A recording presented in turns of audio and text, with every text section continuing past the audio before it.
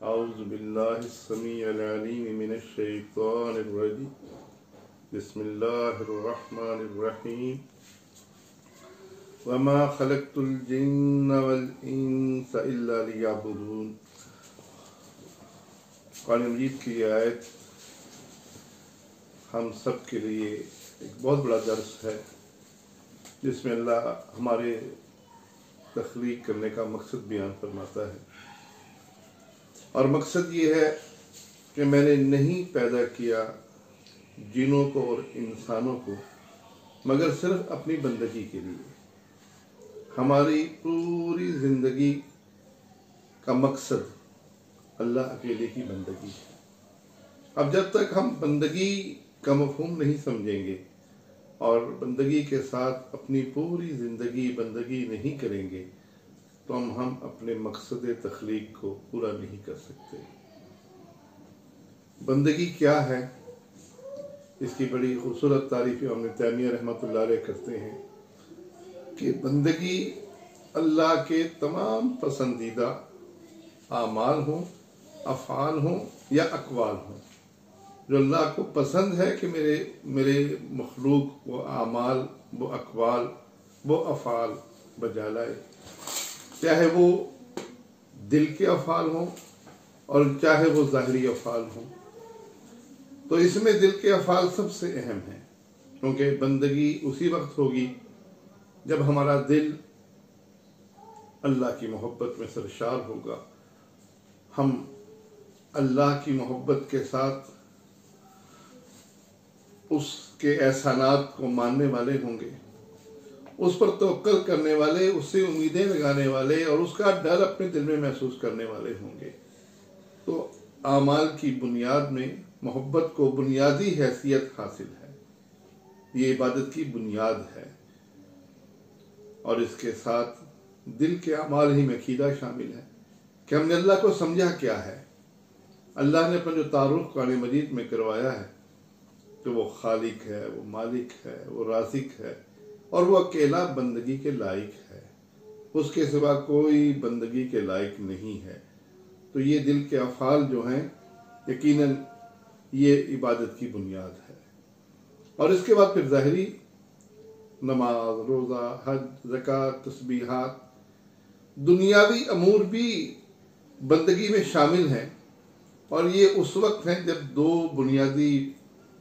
صفتیں اس میں پائی جائیں۔ پہلی صفت یہ کہ اس عمل کو خالصتاً اللہ کی رضا کے لیے کیا جائے، اور دوسرا وہ عمل اللہ کے احکامات کے تابع داری میں کیا جائے۔ اگر ہم دنیا کا کوئی بھی کام اس لیے کریں کہ اللہ اس سے راضی ہوتا ہے، اور اس کے ساتھ ہم یہ دیکھیں کہ اللہ تعالیٰ نے اس کے بارے میں کیا حکم دیا ہے، تو اس وقت وہ دنیاوی کام بھی عبادت بن جائے گا۔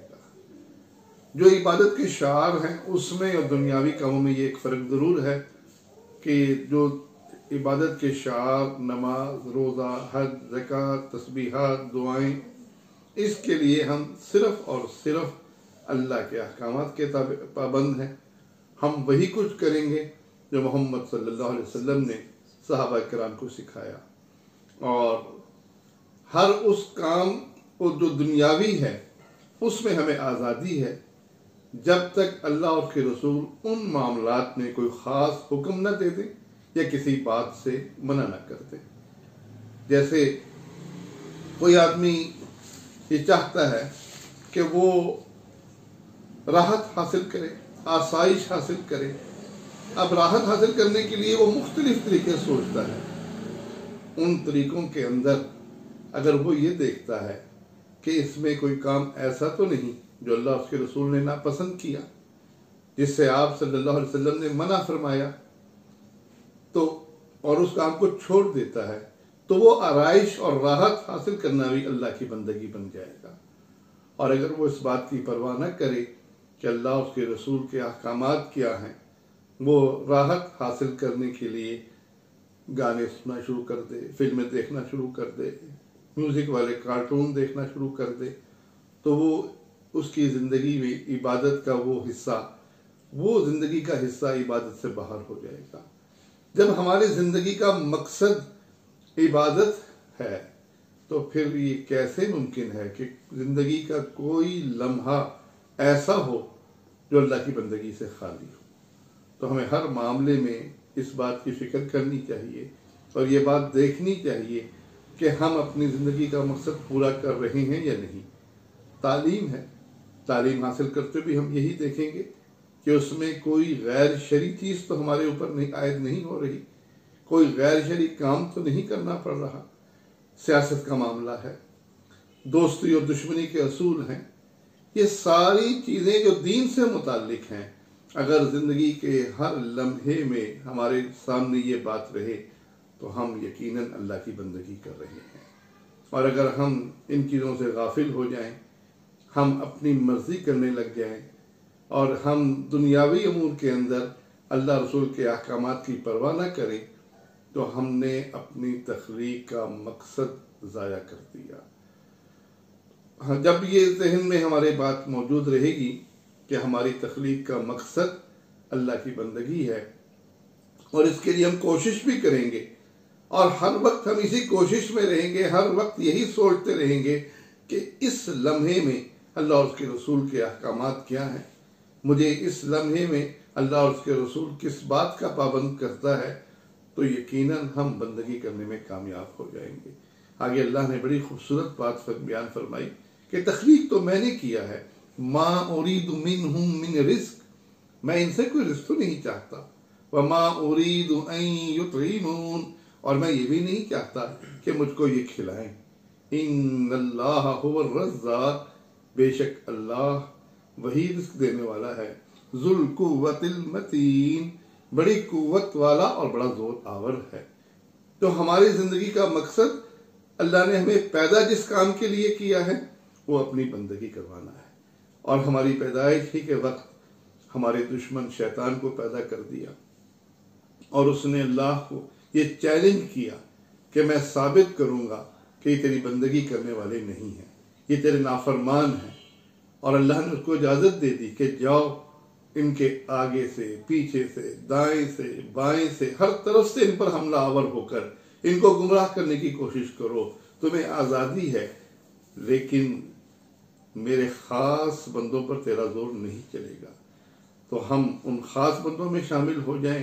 اللہ سے ہماری یہی دعا ہے کہ خاص بندوں میں شامل ہونے کے لیے سب سے پہلے ہم عبادت کو سمجھیں، اپنے مقصد تخلیق کو جانیں، عبادت کی تفصیلات کو سمجھیں، اور اس میں خاص طور پر دل کی بندگی کے بارے میں دیکھیں، عقیدے کو دیکھیں۔ عقائد کے اندر اس دل کی عبادت میں سب سے پہلے عقیدہ ہے۔ اسلام نماز سے شروع نہیں ہوتا، اسلام لا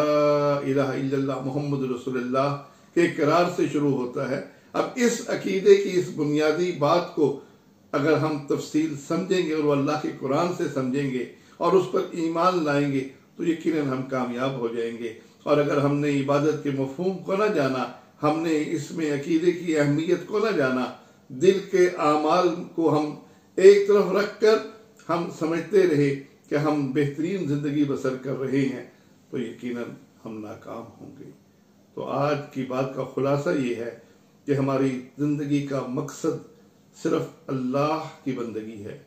اور پوری انسانیت کی بلکہ جنات کی پیدائش کا مقصد بھی اللہ کی بندگی ہے۔ دوسری بات، بندگی ایک وسیع مفہوم رکھتی ہے، وہ صرف اسلام کے شعار میں نماز، روزہ، تسبیحات پہ محدود نہیں ہے۔ زندگی کے ہر پہلو میں اگر وہ اللہ کی رضا کے لیے ہو، اللہ کے حکموں کے مطابق ہو، وہ چیز بندگی بن جانے والی ہے۔ یہ جب ہمارے سامنے رہے گی اور ہم ہر وقت یہ سوچتے رہیں گے کہ شیطان ہمیں اس مقصد سے دائیں اور بائیں نہ کر دے، اس سے ہمیں ہٹا نہ دے، تو اس وقت تک ہماری زندگی بندگی بنتی رہے گی اور ہم آخرت میں کامیاب ہوں گے، جنت ہمارا مقام ہوگا، جہنم کے عذاب سے بچ جائیں گے۔ اور اگر شیطان نے ہمیں اس بندگی سے ہٹا دیا، اللہ کی بندگی کے بجائے ہمیں غیروں کی بندگی میں ملوث کر دیا، ہمارے دل کے اندر ایمان کی وہ کیفیت جو ہونی چاہیے وہ پیدا نہ ہوئی، اللہ سے ہم محبت کرنے والے نہیں ہوئے، اس کے لیے ہم محنت کرنے والے نہ بنے، تو یقیناً ناکامی ہمارا مقدر ہوگا۔ آج کے اس درس میں جب ہم یہ بات اپنے مقصد تخلیق کو اور عبادت کو جان لیں گے تو سب سے بڑھ کر ہمیں اپنے دل پر توجہ دینی چاہیے. دل اللہ کی محبت سے سرشار ہو، اس میں اللہ سے امید ہو، اللہ کا خوف بھی اس کے اندر شامل ہو، لیکن محبت غالب ہو. اس کے لیے اللہ کے قرآن کا مطالعہ، نماز کے اندر دل کا جمانا اور قرآن مجید کی آیات کے ذریعے اس دل کا تزکیہ کرنا، اور ساتھ رسول اللہ صلی اللہ علیہ وسلم کی وہ دعائیں کہ اللہ میرے دل کو اپنی بندگی کی طرف موڑ دے، ان دعاؤں کا کثرت سے ورد کرنا، بس یہی کامیابی کا راستہ ہے. اللہ مجھے اور آپ سب کو جنت میں اکٹھا کرے، جہنم کے عذاب سے محفوظ رکھے. آمین یا رب العالمین.